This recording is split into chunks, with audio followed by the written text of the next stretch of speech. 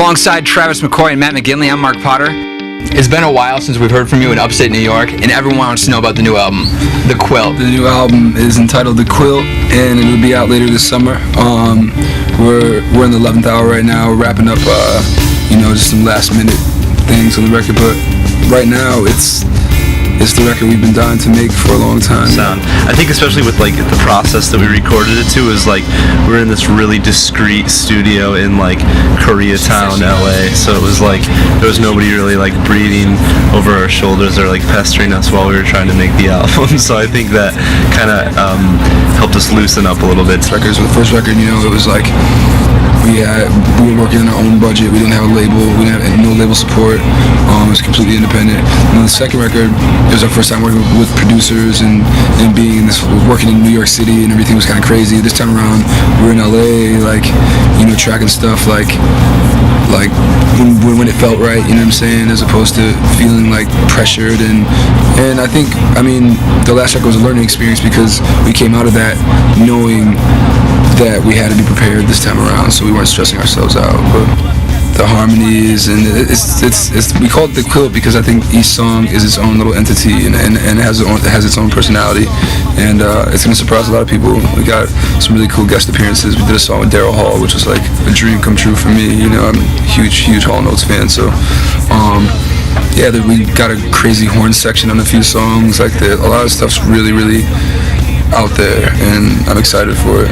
Were you in studio with Daryl Hall? Yeah, in Connecticut. It was probably one of the most chilling and inspiring moments of my gym class hero's career. And also, I believe you worked on with Busta. Yeah, we did a song with Busta called Peace Sign that we'll be performing tonight. And the response that we've been getting is just insane. Kids have been going nuts for it. So, I'm excited to see how that goes. The song came out really, really awesome, and it was produced by Cool and Dre from Miami, and it's kind of way left of what they're known for and or used to doing. You know what I mean? It's cool. Now I know you went with some different producers with this album. What were you hoping to obtain with that? As far as sounds go. Yeah, I think with each record we just. As artists, I don't think anybody wants to make the same record twice. You know what I mean? Want to maintain the same gym class, aesthetic as far as the sound goes, and as far as how we do our thing, but we want to venture out and try different things. We worked with Patrick again on a couple songs, but the whole Cool and Dre thing was kind of way left of what we usually do. But at the same time, there's there's this sound coming out of Miami that those guys kind of have a grasp on that we're totally into. You said a couple times, you talked about having fun, having a good time. You recently came forward with your drug addiction, and you brought that into the media. Mm-hmm. Now, my first question is, how are you feeling right now? I feel wonderful. I feel like a newborn. And honestly, this is like my first sober tour ever. This is the first tour I've ever been on completely sober. There's a high that I get just from getting off stage that no drug I've ever ingested or digested is ever compared to, and it's sad that I lost so many years, not being able to feel that, but like I said in my blog post, there's really no instruction manual to the way we live, you know what I'm saying, being on the road constantly and having to deal with the pressures of being in a successful band and the pressures of living the so-called rock star lifestyle, but I'm glad that I woke up. A lot of people don't, you know what I'm saying, it's too late, and I think for a long time I set an expiration date for myself. I was live fast, die young, leave a sexy corpse, and then I was like, nah, man, I love making music and I love my friends and family, and the last thing I want to do is make a situation where I have anybody that cares for me or loves me missing me. But that being said, it's been about 2 months, and I feel better than I've felt in years, and I got my band to support me, I got my family and friends supporting me, so it's cool to have, a whole different outlook on, what we do. Getting off stage and, just sitting down with these guys and going, wow, that was a great show, as opposed to going to the back lounge and passing out, you know what I'm saying? So, yeah, I love my life. have you noticed? Is there any like different style in Travis, or like any difference in attitude since he has been clean?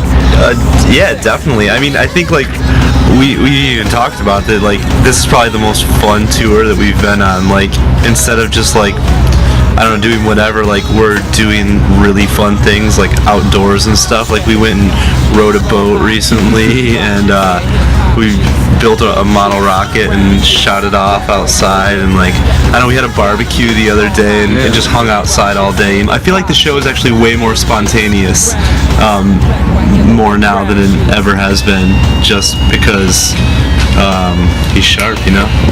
Now, tell me about a couple of the tracks on the. What do you think is going to be the first track released? I mean, as far as the first single goes, it's gonna be hard to choose. You know, there's a lot of songs that I feel are single worthy. You know what I mean? And there's still, you know, we're still trying to crank out 3 or 4 more before we actually hand in the record. So there's no telling, you know. But I'll tell you what, this single's gonna, whatever we choose it to be, is gonna blow people away. So it's really a tough thing to like just narrow it down to one song, you know, because like even as Cupid's Chokehold sort of displayed, like you never know what's gonna take off, you know. Like we never really put that song on, you know, on blast to be the big single, but it just kind of came out and did it on its own. I want 5 adjectives to describe this album. Sexy, inspiring. I think What about like working with Daryl Hall? nostalgic.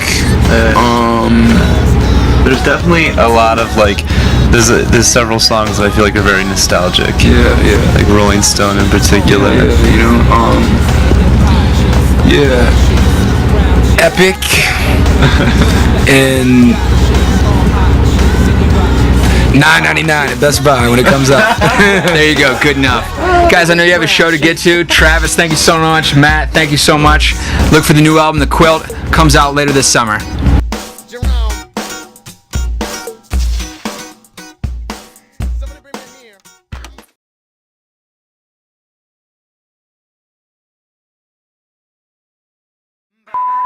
How has it been working with Gary Ventura? Far and away the world's greatest photographer. Has it been intimidating, or have you guys been able to do your thing? Well, here's the thing, like Gary, honestly, like we grew up together, you know what I mean? And Gary, I mean, like anybody went through, you know, his trials and tribulations or whatever, and had his demons just like, you know, anybody else, and he picked up that camera and just turned into a monster. And I remember him showing me like his earlier photos, and I was like blown away. And he actually did our first promo shots.